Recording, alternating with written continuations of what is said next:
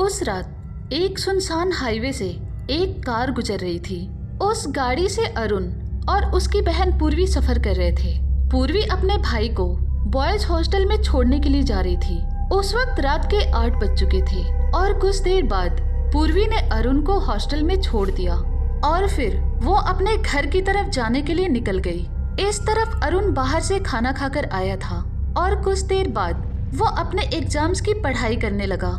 अभी कुछ ही देर हो चुकी थी, लेकिन तभी अचानक किसी ने उसके कमरे का दरवाजा खटखटाया। ये इतनी रात को कौन आ गया? कहीं कोई दोस्त तो नहीं आया ना?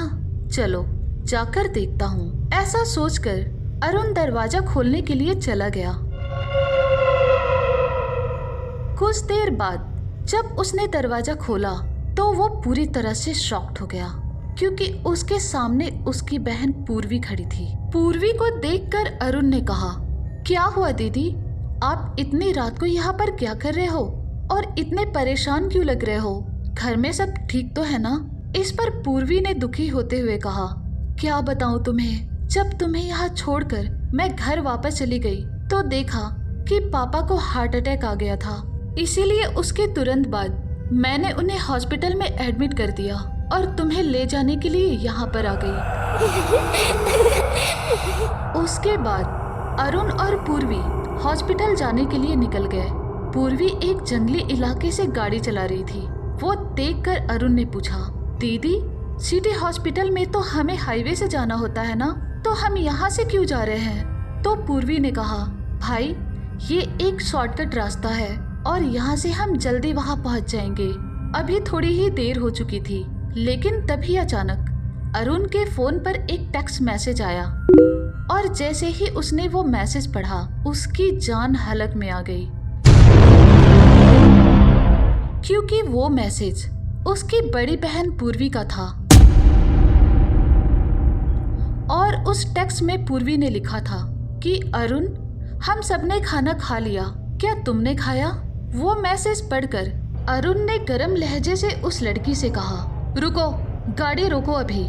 ये सुनकर उस लड़की ने गाड़ी रोक दी और फिर वो दोनों गाड़ी से उतर गए। उसके बाद अरुण ने उस लड़की से कहा, कौन हो तुम और मुझे यहाँ क्यों लेकर आई हो?